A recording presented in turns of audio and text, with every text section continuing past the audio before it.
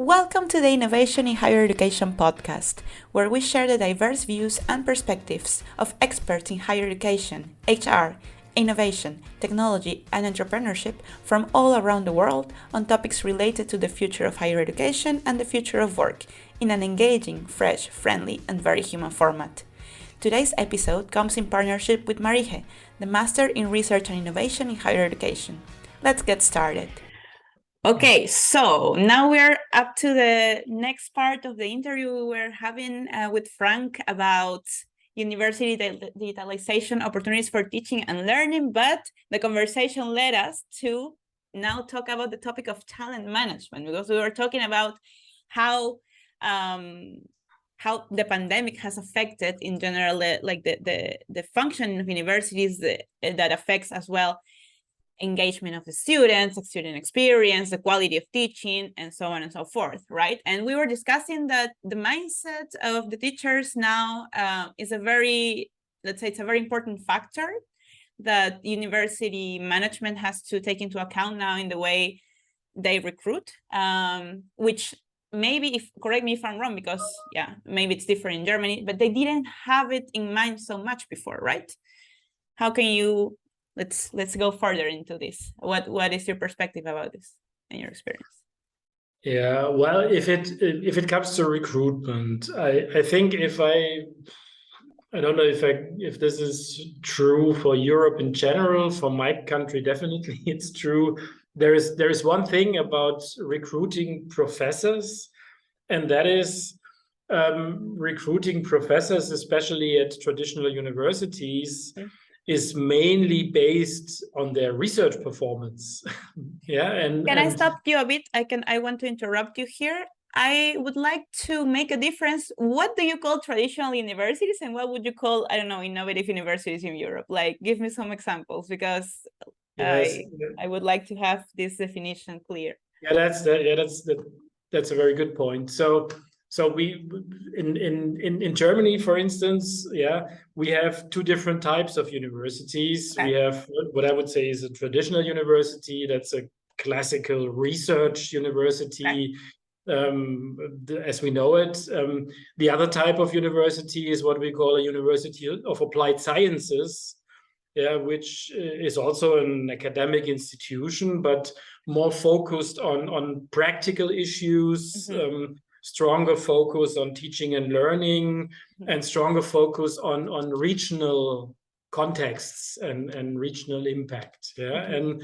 And so if we go to a traditional university, which is the majority of the students studying there, if you are a professor in a research university, if you apply and if people start to select the right person, they reflect on your research performance. I think that's very clear. Yeah, they read your articles. They think about, is that a great person who contributed to our field? But usually, to a certain extent, traditionally, we neglect the teaching side. Yeah, so we organize a teaching session, and then students can say something. Is that a good teacher or so? But we do not really take it into account. And I think one of the shifts in mindset, also related to the digitalization tendency, is that skills in teaching become more important for the appointment of professors. Yeah, and we see it in some countries. For instance, if you think another European country, if you think about the Netherlands, mm-hmm. They have something like I can call it a teacher's driver license. So before you can drive a car, you need a driver license, and then the Netherlands says before you can hold a lecture, you need a certain qualification. Okay. And so these people have to go to certain courses, which train their teaching abilities. Yeah, so the relevance of teaching skills has increased, and the digitalization is just a kind of catalyst or something that is making that tendency stronger. Yeah, because it's obvious that you need additional qualifications, and many universities are setting up programs for new professors with all kinds of support to become a good teacher, and I think that's a good change. Yeah, because it's I think it wasn't good to look only at the research performance, because that sometimes led to people who were very bad teachers and were just going into their research, and where in Germany, for instance, we are using the term of the student burden. Yeah, so people are talking about the student burden. So this is the mindset. Yeah, I want to do my research, and the students are just a kind of waste of time to keep me off my research. Okay. And I want to argue that this is changing. Yeah, Okay. and the pandemic and the digitalization contributed to that, by saying there is an equal importance of all the missions of universities, and professors have to develop their skills and in all respects. Yeah. I agree with you, especially if we are thinking about the student-centered approach, right? How, in my opinion, should be university. Like, okay, now I have one more question. I want to talk about practitioners, like teachers that are as well practitioners. You mentioned that there's a difference between, traditional universities that are research-based, and then the applied sciences universities that are more close to the applied sciences. So from my experience in Peru, the situation is, especially in business schools, and I think this might be the case as well, maybe in Europe, then you can correct me if I'm wrong, but in Peru, business schools and business faculties have the more, the higher percentage of teachers that are as well practitioners from the industry, because of the because of the outcome at the end of the faculty, right? They want to make the students employable for the industry, right? So how do you see the situation here in Germany? Because in Peru, what happened sometimes as well was that, regarding university culture, that again, there's not also, so between inside the countries there are subcultures, but inside the universities there are subcultures as well. So they differ between faculty to faculty, right? So what happened in Peru, in the business school I was that we had what we used to call the sacred cows of teachers, who were the ones who were bringing a lot of research and publications, and that would give the university the credentials of a university, like all these the badges and all the certifications that are based on the level of publications of the university. But these were teachers that were what you just described, teachers that maybe that for sure didn't have the student at the center of their interest, right? And they were always the ones who were qualified with the lowest student satisfaction, no? And in the other side, we had the practitioners, and they were the ones who, were bringing the real experience to the classroom, and this was enriching the student's experience. But what happened in practice is that there was kind of a first class and second class culture of teachers. So these sacred cows were in the first class teachers, and the practitioners were considered kind of a second class teacher. So what are your thoughts about this? Yeah, well, I think if you look at European countries, I think there is a certain strength, I think, that we have in our system. And this is what I previously mentioned when we talked about teaching and learning. That is the differentiation between the University of Applied Sciences and the university. Yeah, because we have it in the profile of the university. Yeah, so the profile says, if you're a classical university, you have more of these sacred cow kind of people, and that's okay. Yeah, so I wouldn't say, as I think these people, there are people in this group who are absolutely excellent teachers. Yeah, so Yes, yes. I wouldn't be so strict about the Yeah. division of practice. Yeah, because these people can be absolutely fascinating with the things they discovered, and they can. I think I know many of these people who can perfectly motivate students to become a researcher. So because they say, I want to be like her or him. Yeah, so. Um, but we have also these universities of applied sciences where it's clear here you meet people with more practical experience. So for instance, if you look at our higher education laws, there is even a legal requirement that if you want to become a professor at the University of Applied Sciences, you need a certain number of years practical experience. Yeah, so this is even a legal requirement. But I think this gives students a choice. I think that's also a good thing, yeah, because you say if you want to go more for this practical thing, here is the University of Applied Sciences. Yeah, if you want to see the best researchers in the world and you want to work with them, then you can go there. Yeah, and I think that makes a strong higher education system. I think a strong higher education system has to be diverse I and agree. has to give a choice and that there are, just to give you a very specific example, that example is myself because I have two affiliations. Yeah, I work in a private organization, the Center for Higher Education, and at the same time I'm a part-time professor.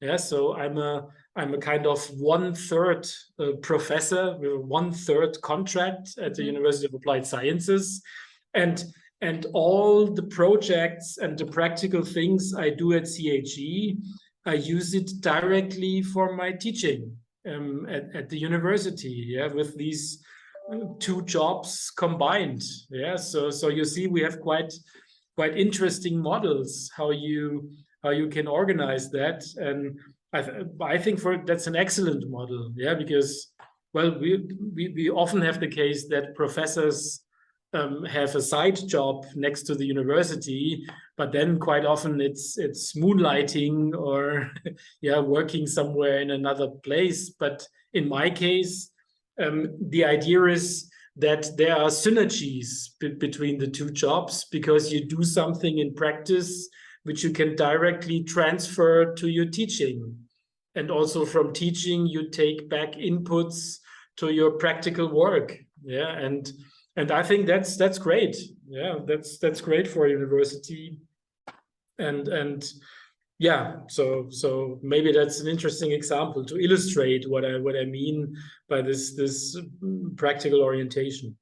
I agree with you, and I definitely think that this mixture of experiences definitely enriches the learning experience at the end of the student, right? But talking about university third mission, right? In the 21st century, universities become like active players in the betterment of societies, right? So talking about the university third mission, what would you say? Would you say are traditional universities just merely research based with with a lower focus on applied research, let's say this, are still relevant for the future? We're shifting topics a bit, but I think the conversation is leading us to this, so let's just go with the flow. Yeah, we go a bit away from the effects of the pandemic and Yeah. so and go to the more. No, but I think the pandemic at the end, Yeah.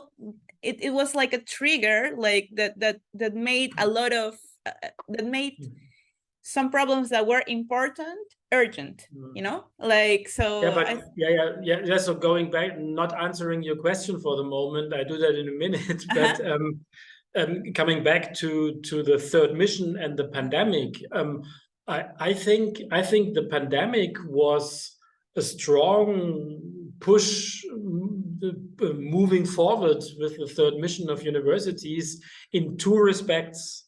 I think the first respect is in Germany we call it science communication.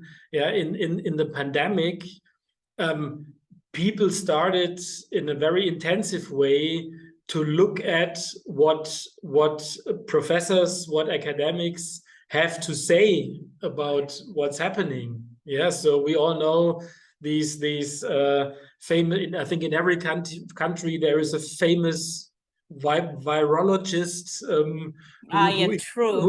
who explained to the people what's happening and what this virus is about and so on.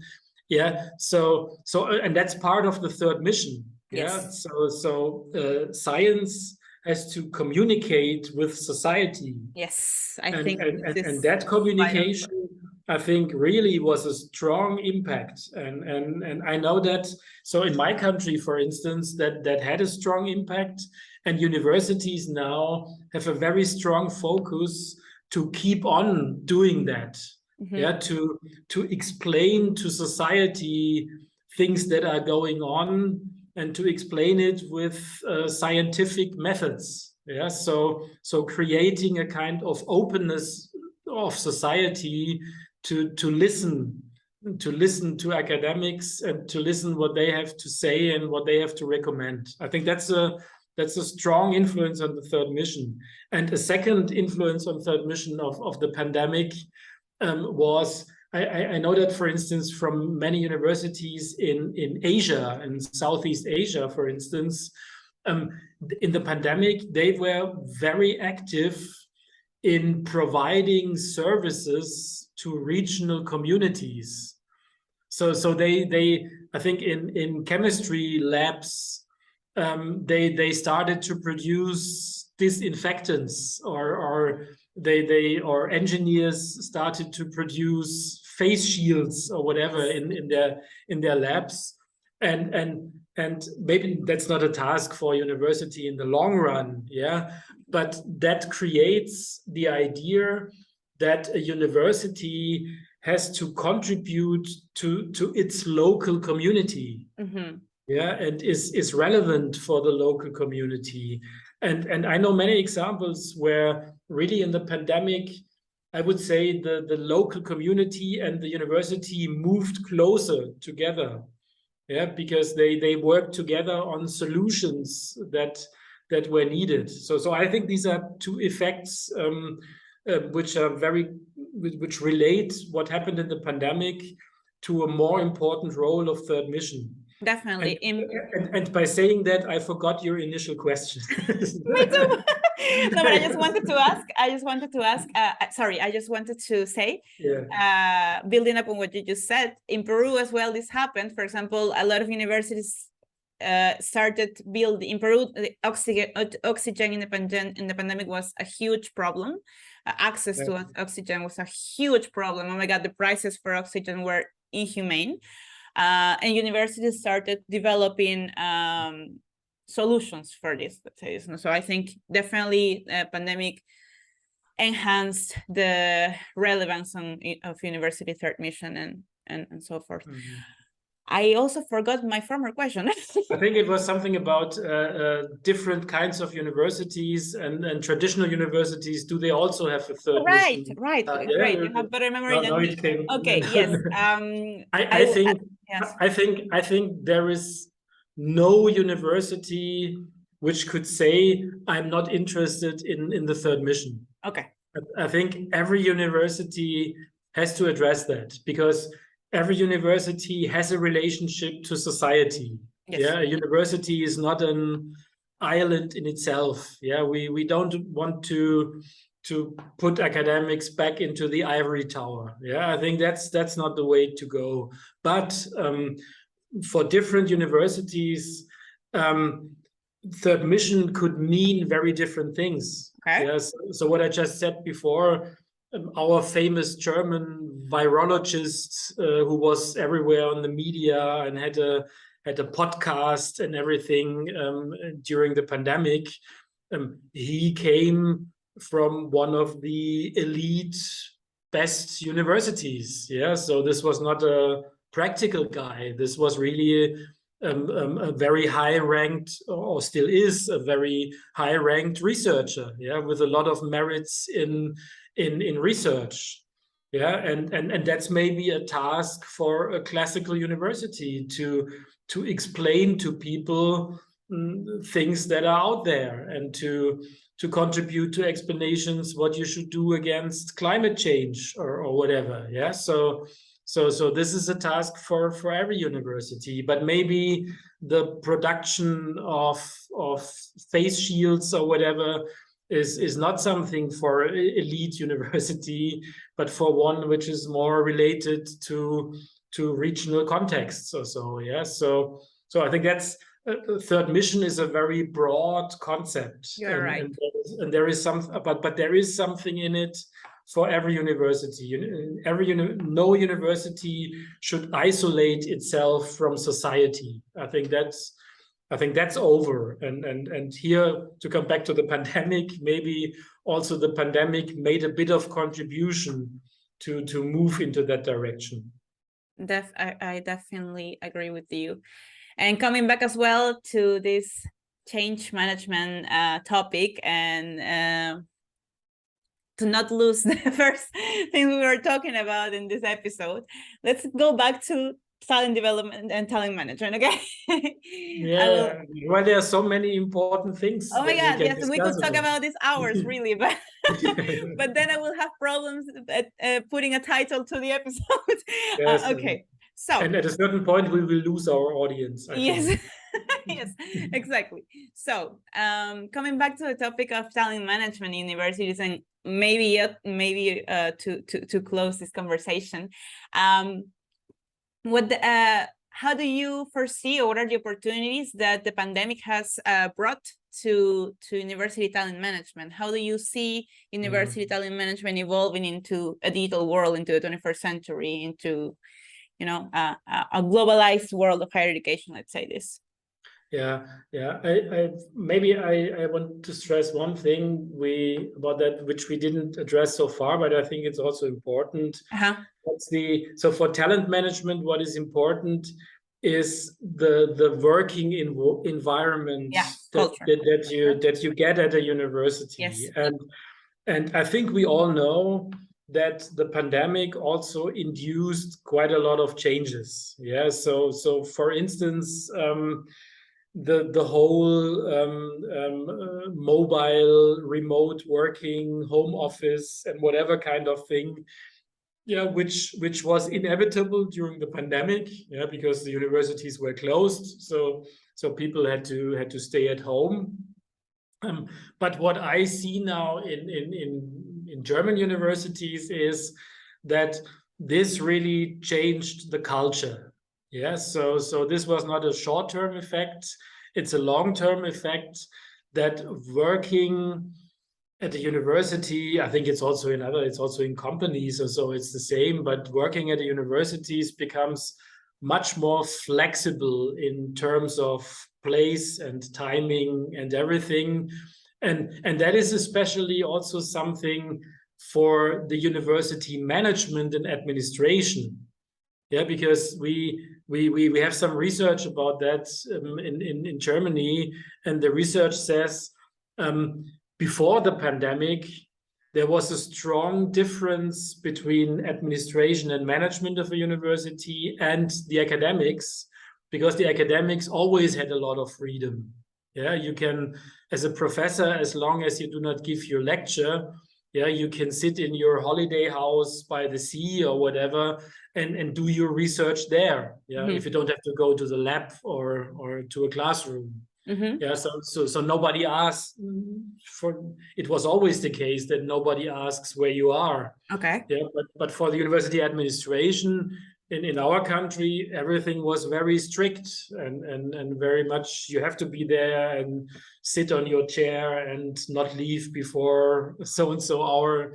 Yeah, so presentiality was very strong, right? Like yes, and that changed completely. Yeah, so now at every university, all the employees, they have a lot of freedom, and so there are agreements now within universities which say something like it is required that you spend 2 or 3 days in the university and the rest is free. Yeah, or you can, and I think that to a certain extent, that makes working at a university more attractive.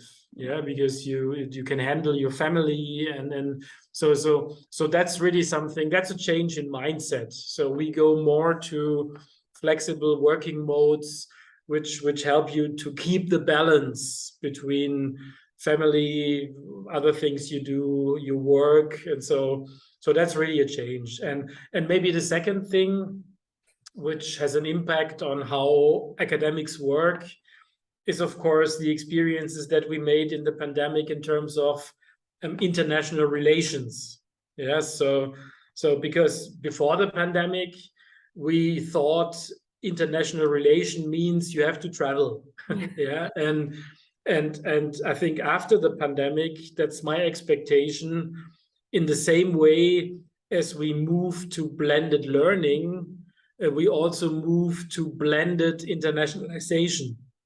Yeah, so internationalization means, of course, you still have to travel. Yeah, of course, it will never work without meeting the colleagues, and it will never work with the students going abroad and everything. But there is a substantial component of internationalization at home. Mm-hmm. Yeah, and that gives an interesting opportunity also for teachers. Yes. Yeah, because you could be a teacher at a university in Germany, and you could at the same time you could accept a teaching task at a university in Peru or in the United States. Yeah, yes. Because then you can do it online. Yes. Yeah, and that's a very interesting opportunity. Yeah, so I think that gives a lot of options for talents, which help them to develop their talent. And maybe the other side is, I think, so personally, I think if we also think about what we as universities have to do to save the planet and to contribute to sustainability, I would say some of the academic mobility in previous times was exaggerated and didn't make sense. So what I always say for myself, I remember I once I was flying to Brazil to give 2 lectures. Okay. Yeah, so I was flying to Brazil to give lectures 2 times 1.5 hours, and I would say for myself, I will never do that again. Yeah, because if I just give a lecture in Brazil, I will do it online. Yes, yeah? Of course. If I want to work with colleagues intensively, yeah, then I would go there for 2 weeks or whatever, or make an very intensive program of meeting people and so on. So I still would love to go to Brazil because it was great. Yes. Yeah. But I think the pandemic made all of us reflect, what are we doing here? Yeah, and are we only thinking about having fun in Brazil, or do we also have to think about what we do to the planet? And so for me, that changed a lot of things. Yeah, so of course I'm back to traveling. Yeah, so I already was this year. I was in on the Philippines and in India already. Mm-hmm. Yeah, but I thought about it. Does it make sense? Yeah, so is there really something going on which requires that I go there, or could I tell the colleagues, let's make it online? Yes. And I think that's a very good development. So I think we came to a better balance, and this online world gives such a lot of opportunities. Yeah, today I come from a workshop. I moderated a panel discussion, and that workshop was for people in Africa, Asia, and Europe. Yeah, and we made it in Europe I think it started at 1:30 p.m. And that was for one part of the audience. For those in Latin America, it was 6 o'clock in the morning, and for others it was something in the evening. Yeah, mm-hmm. So in Asia it was in the evening. So, but imagine, yeah, you can bring together an academic group without any traveling, yeah, for 2 hours or so, and we had a fantastic discussion. And there's really a person sitting in Colombia, one in Kenya, and one in Germany, and so I like this new world. Yeah, I So think that the exchange of yeah, cultures and the debate there just enriches itself greatly. Coming back to the topic of opportunities for talent management, I want to address the topic of employer branding, okay? Because now we were talking at the beginning of this episode that, like now universities really need to think about the skills of the professors and of the, not only the professors, but as well the administrative personnel that they hire, right? This changes the game in the way of, okay, now I have opportunities to hire remotely, hire, now my talent market is global, kind of. With take into account what you just said, about the opportunities of one teacher in Germany teaching in Peru, and Peru in Germany, etc.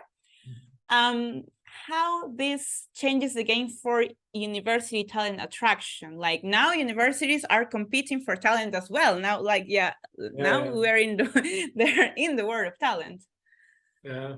Yeah, I have a bit mixed feelings about your questions because on the one hand, I think you address an extremely important topic.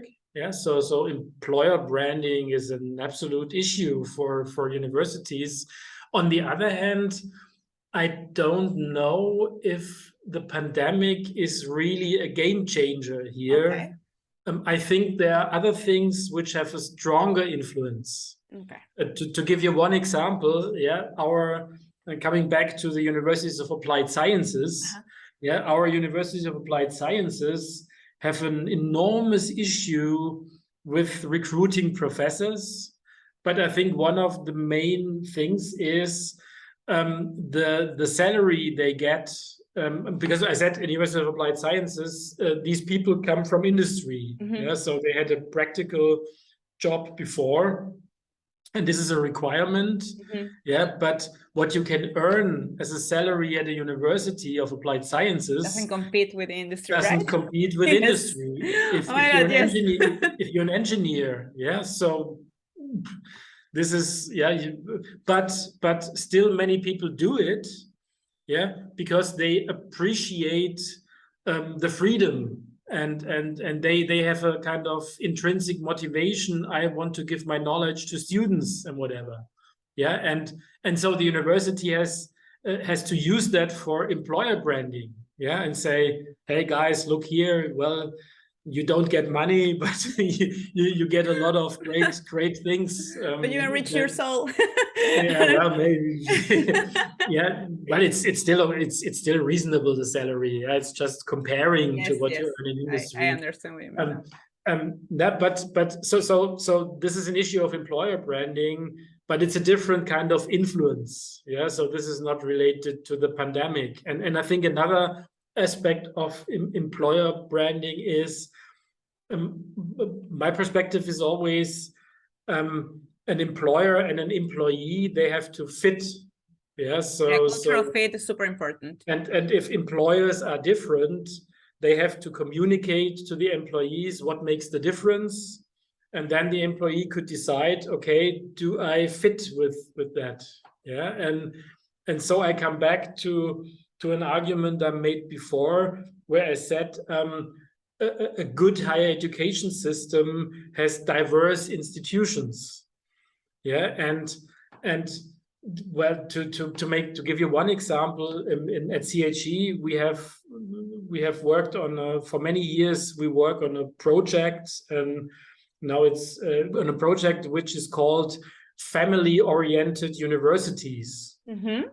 So there is a kind of club of universities, and they have a certain special part of their brand, is that they say, we are good universities for people with families, so students and employees. So we have we have an own university kindergarten.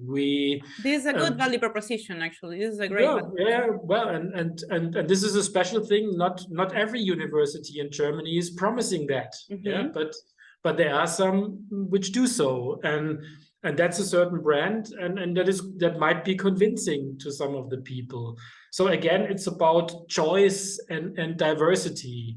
But if there is diversity, we need transparency. Yeah. So if people don't know what the brand means, then they cannot make a choice. Yeah. So it's about communicating the elements of your brand and your value proposition. Yeah. That you give to potential employees. And but again, yeah. So I would say, like I started to make my argument, this is very important, but it's not so much related to the pandemic, or I don't see a major change because of the pandemic here. Yeah, I had it up actually, which I wanted to discuss with you, if it changed something or if it didn't change so much, like I think there are other factors, as you just mentioned, that other than the pandemic, that are more important in this aspect. And looking into the future, how do you foresee, just to close this, because we have 4 minutes, if you had to imagine a university in the future, how would you imagine the people that works in the university there? Would you say that internationalization and globalization of university talent will happen? Would you think, or would you say that anyways, we will kind of continue in the way we were before? Yes. So I would imagine that repeats some of the things we already have discussed. Yeah. Yes. But I would imagine that the university of the future or the universities have differentiated profiles, and that they will have employees which fit with their profile and are happy personally with their mindset and their values, and so with the values of the university. So that's the first point, the fit. Yeah. Cultural fit is with the pandemic or without the pandemic. It has to be a very important thing. Yeah. The second is why I would assume that maybe internationalization would even play a stronger role, but in a blended way. Yeah. So internationalization would mean what we call internationalization at home. So some of it happens without going to another place. But some of it would still happen with going to another place. Yeah, so there will be a blended mode.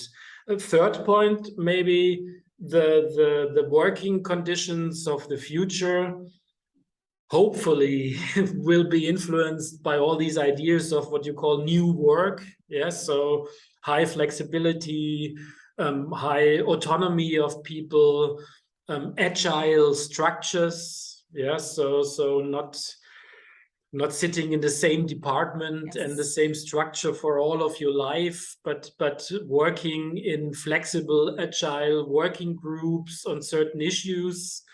Yeah, I think that will also be part of the story, and a very high flexibility. I think the fourth will be an institution has to think about the interests and the values of their employees, coming back to the family issue. Yeah, so if the famous work-life balance is something that is important for people, a university has to deal with it. And maybe also the task. Maybe one thing I would like to stress, because this is the field I work on. That I work on higher education management. I think an especially important part of the whole story is a highly professionalized university and higher education management. Yeah, which is using modern management tools and so on. So that's also part of it. And maybe I can continue for hours, but I think we have to come to an end soon. Yeah, you were talking about, Frank, the professionalization of higher education management. Would you say at the moment it is not yet completely professionalized? Yeah, well, if we come back to the pandemic issue, yeah, like I tried to say before, in terms of working conditions, many university administrations were still quite traditional. Yes. Yeah, and what is changing is that on the one hand, this professionalization means that there are new tasks for university managers. Yeah, so they have to deal. They have to be the ones who organize the employer branding. Yeah, or 100%. Who build up a good university accounting and controlling system or whatever. Yeah, so professional management. And but these jobs only are attractive if they also have good working conditions. Yeah, so it's new tasks. And the other thing is good working conditions, and this happens because of the pandemic, because you now also have the freedom to work from remote, or to be more flexible in terms of working hours and so on. So as a university manager, you work more like an academic. Yeah, and that brings these two groups closer together. Yeah, because they have the same working conditions, they are in the same institution. And I think there is a positive impact from the pandemic on the working condition for higher education managers. Yeah, I think that's one of the points. Do you think that in the future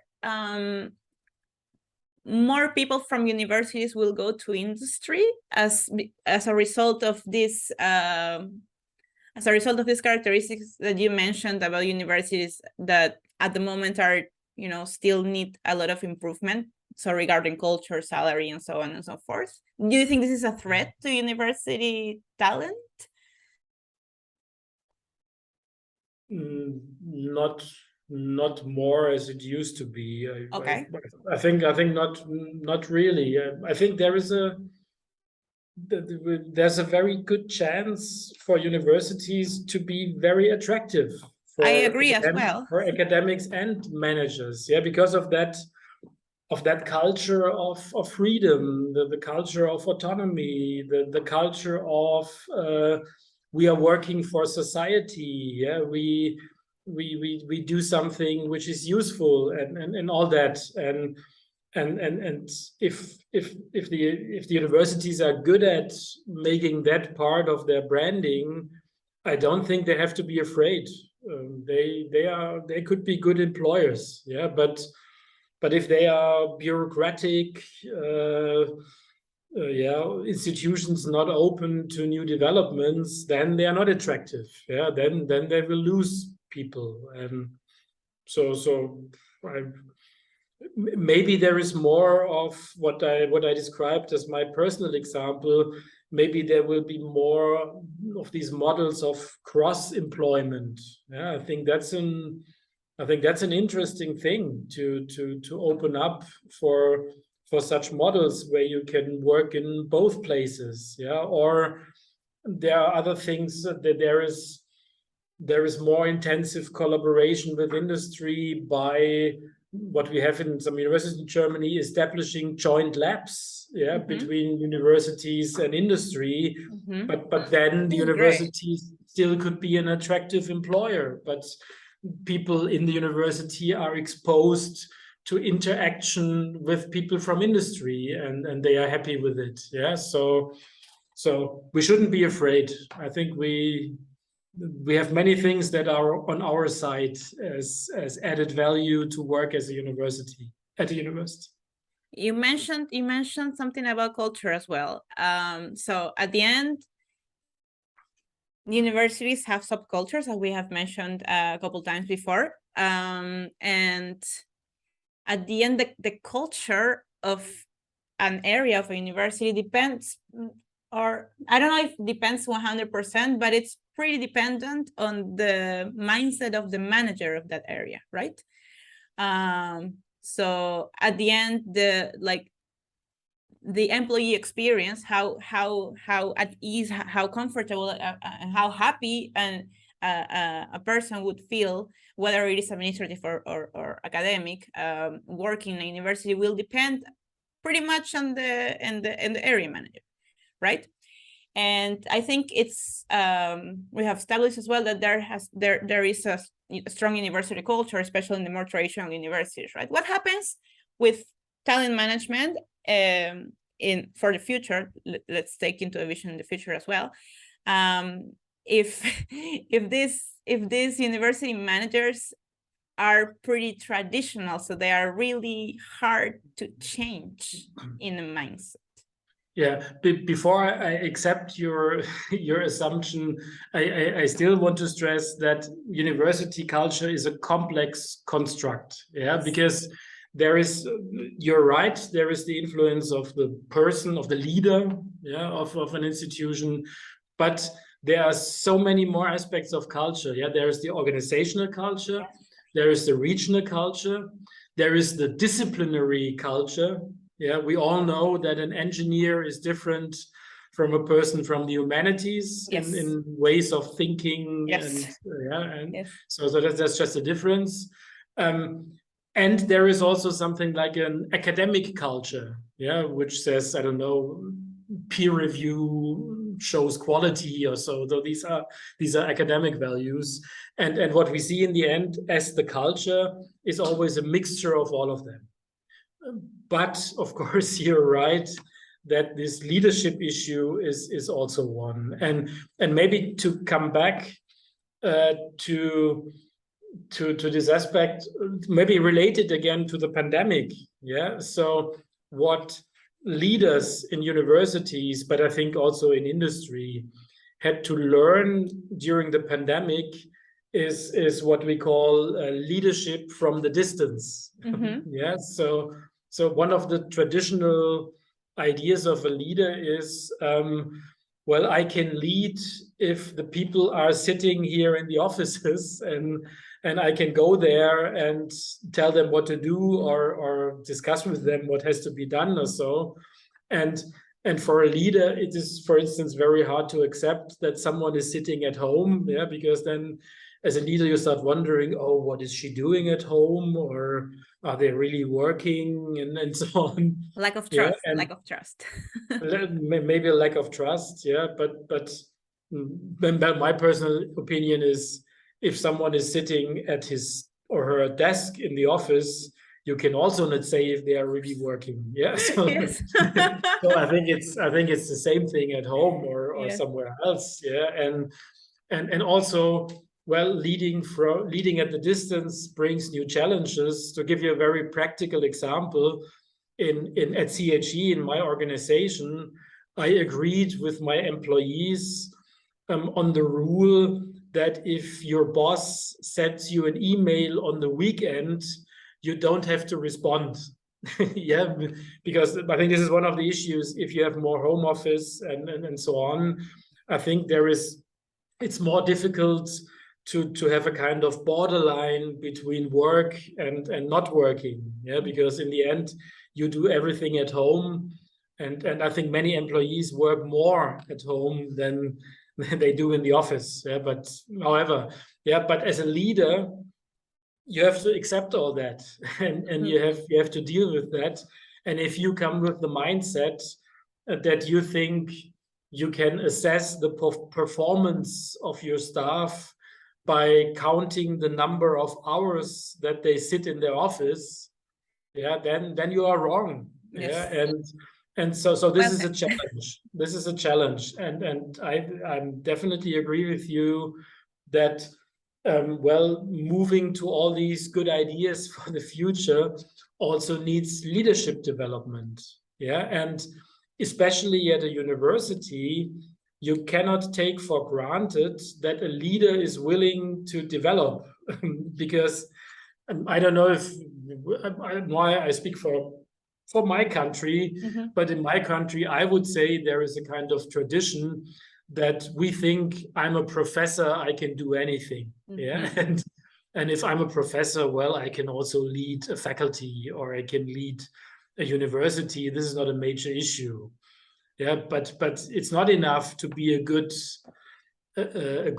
researcher in physics. That's not enough to lead a university. Definitely not. Yeah, and but there is so that's the traditional thought. But in my country, there is a change in mindset. Yeah. So for instance, CHE, my institution, we are now for almost 10 years. We are organizing a leadership training program for vice presidents of universities. Mm-hmm. Yeah, and they really, that's an intensive program. They go through a couple of workshops over the period of 9 months and so on. And they really benefit from it, yeah, because they reflect on their role, yeah, what do we think is a good leadership approach and so on. So there is a change in mindset, yeah, that you go away from that idea, I'm a professor, I just can do it, to I have to think about what is my leadership style, how can I convince people that they follow a certain direction that our university wants to go and so on. So it's an important thing. But here I'm optimistic again. I think things are changing, and we are making progress with that. And let's put ourselves in the situation that this doesn't change within some leaders in an organization. What would happen then? Like, what are the options that the university, because there are also levels of management, right? Like, what are the options that the university would have to solve this? Because I understand as well, I don't know if this happens as well with German universities or in general in Europe, but in Peru, once you are named in the university, you cannot be fired. Yeah.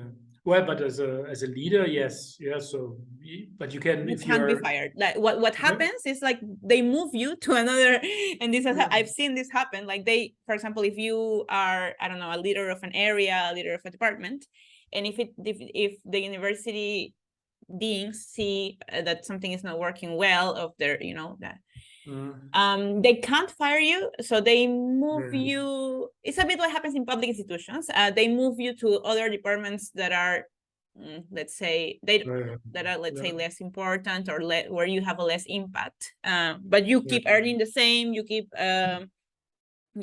your contract stays with the same. Well, as a professor in Germany, you usually are a civil servant, and of course you can never be fired. But in leadership positions, yeah, so the deans, presidents, vice presidents, and so on, if you don't succeed, of course you have a certain term of 4 years or 6 years or whatever. But if you don't succeed, you will lose your office, of course. So I think the governance structures would sanction non-performance, and I think if there would be no change in mindset, if they would say, yeah, we go back to the strict old ways, and then I think the university will be in trouble. Yeah, because without, I try to say, without, so employees or academics, they expect good, flexible working conditions, and if you cannot deliver, people go to another university, and you will not have good professors, and you will fall behind in competition. You will lose your students, and so that's.